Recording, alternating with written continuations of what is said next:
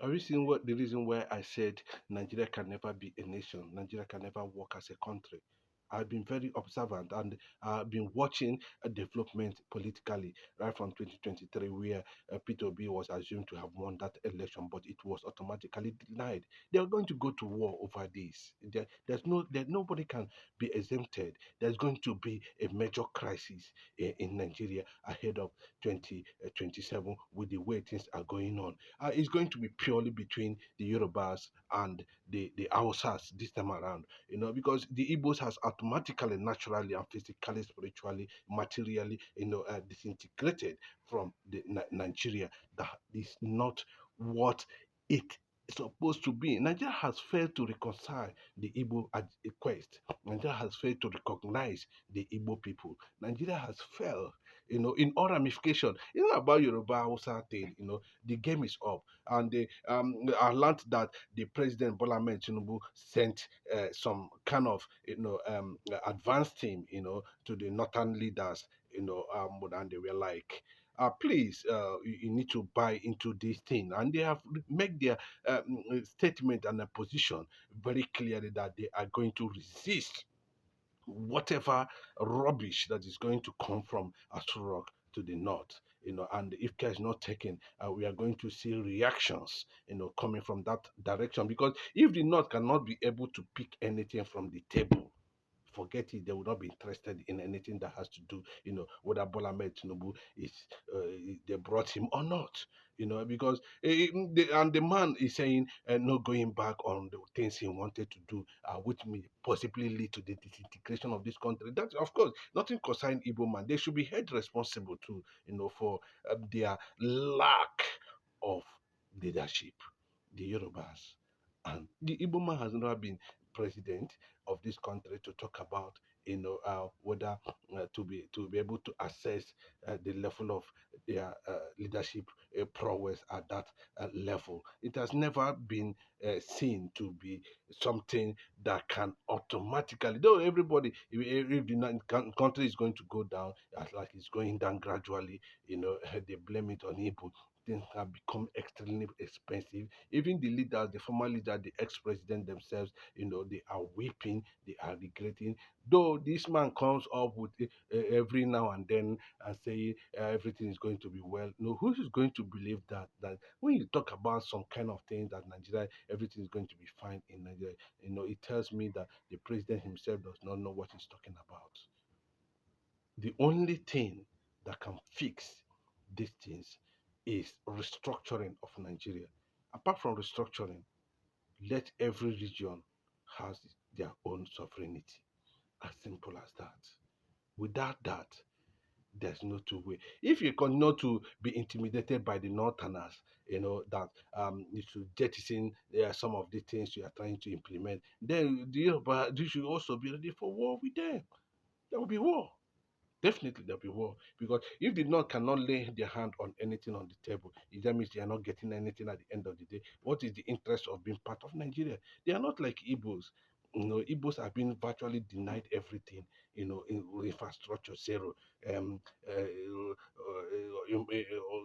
federal character zero, employment zero, appointment zero, everything about Igbo is zero. Forget his visit to Enugu State, where he was telling the Enugu State governor, don't forget, you're my friend. All those things are absolutely, rubbish. The agreement the Northerners and the Yorubas entered against the Igbos, is going to result to serious fracas. It will trigger, an agitation for total dismantling of Nigeria. There's no two ways about it. What the development, the way it is going, and the kind of opposition that is coming out from the northern part of the country, they might likely want to use an Igbo interest, to see, the Igbo will reject anything that has to do with the north, as long as the issue of Aburi has never been treated, as long as the issue of composition of Nigeria has never been treated. The Igbo will continue to watch the Northerners with one eye. And the Northerners are already doing the same. And the Yorubas are the people who are backing these things with them. But unfortunately, even though we know that Mazinam the Kano is supposed to be out by now, that to an extent there was a certain agreement that was entered without anybody's knowledge. I'm sure Nnamdi Kanu was not without yes, people can go into, but how long can we continue to embrace people who has deep reservations, even among everything that we have done to make sure that we have a relationship with them in their region, even though we cannot hardly see them here, in this part of the eastern region, pushing, you know, uh, creating, illuminating, developing. You can hardly see them there. You can hardly see a Yoruba man. You can hardly see a Northerner, doing what Igbos do in their own territory. It's not. It's very difficult to see such thing here in the eastern part of the country. But that tells you what we are, that what Igbos are, what Igbos meant. Igbos are not in any enmity with anybody. But Igbos have been taken for granted for a very long time. And this forms the axis of resistance. And we have come of age and we are not going back. You give to um, uh, the somebody like Simon Ekpa, somebody like Masin Namdi Kanan, so host of a lot of them are out there. Even it will surprise you that a lot of people in the likes of Mazi Nnamdi Kanu and Simon Ekpa are already breeding massively in the South region. People are, there's deep reservation. Go there, visit there, and come to tell the truth. You see how everything is being navigated now. The Bola Ahmed Tinubu administration entered into agreement with the certain figures within the circle of Mazen Namdi Kano's family, and they pretended as if they never. And that's what the Northerners are saying. They want to push the game now to the Igbo. Igbo people. Then how would they think that Igbo people are going to look at the Northerners at this point, that Nigeria has gotten to the point of no return? The country is gone. Let me tell you. Imagine in a situation where there is no crude oil in this country. They will be talking about Nigeria. The resources of the Biafrans are being used to service people who kill us. Where is it done? Where is it done? But when it comes to the presidency, unless now they have realized that it is going to be very difficult, to intimidate Bola Ahmed Tinubu. Will they stand? If they push Tinubu to an extent, he will order for the dismantling of this funny nation called Nigeria. Of course, he knows Nigeria is funny. All the thing he's trying to do is just making sure that at the end of the day, he is able to empower the Yorubas in case Nigeria balkanizes. He will find his way. But what the Northerners are being very careful now, because they are going to be on the lose side, because the Yorubas are losing interest over the Northern stand on Tinubu's administration, making the Igbo people to look like, you know, the groom and the bride. But unfortunately for them, they can go on and calculate their own political interests and do their own political calculations.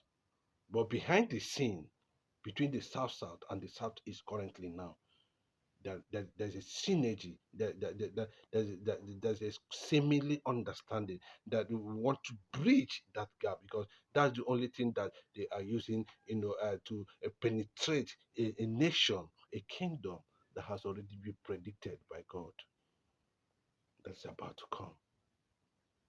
It has been delayed, but the delay is not denial. Nigeria will face the consequences.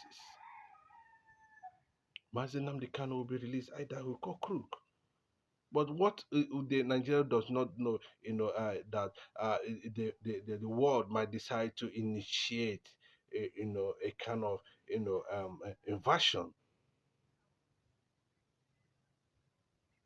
because what the government of Bola Ahmed Tinubu is doing to the Igbos is hypocrisy.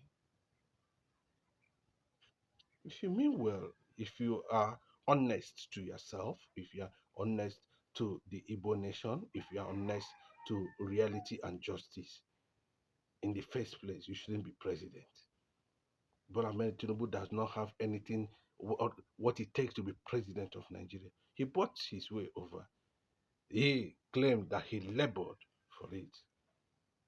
But the criteria of being president of Nigeria, does he have it? He has thrown the entire country to mourning. He has, put the whole nation to ridicule the way and manner he does his things.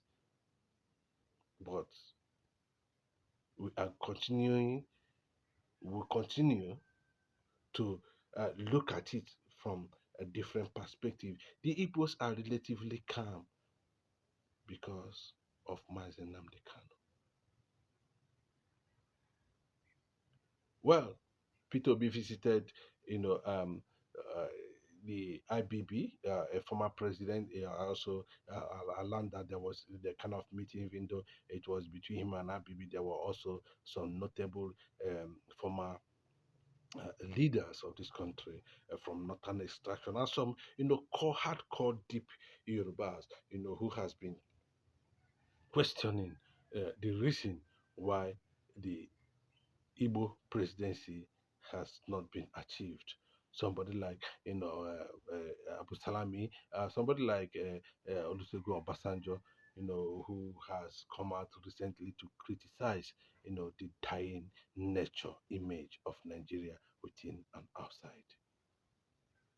Would they be able to advocate? Can they be able to? Because from what we are hearing now, it looks like, Atiku, Kwankwaso, and the rest of them want a larger merger. But the people know that the fabric is already the of unity is being destroyed, and they are contemplating of placing Nnamdi Kanu on the table. Nnamdi Kanu remain an issue, whether in the south, whether in the north, whether in the west. As long as Nigeria is concerned, currently now, you can't take that away from him. What these men are talking about, if you come from, secretly, what they are looking at, they have not been able to come up with a clear cut plan on how to stop Nnamdi Kanu. So what they did now was like, there's going to be a massive delegate. Federal government is going to send delegates to, Nnamdi Kanu. And those delegates not actually, not actually patriots, people who are seen as patriots in Nigeria are going to come together, including IBB, Abu Salami, them, and they are going to present a front, to Mazen Namde Kanu. The essence of it is that, Mazen Namde Kanu has successfully defeated them. And the continued push with the coming of the American President Donald Trump is another factor. Most Igbos, most people who are of social, who has advanced internationally in terms of, their social status has already been invited. So a lot of IPOB, Biafranists, are already, explaining. There is a lot of presentations going on ahead of inauguration of Donald Trump as the next American president. And the question is that, what is going to be the fate of Nigeria, and what is going to be the fate of Biafra, what is going to be the fate of the Igbo people around the world once Donald Trump steps in as the next president of the United States of America.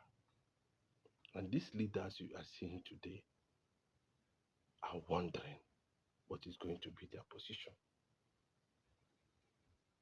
And that is why there's a grand plan.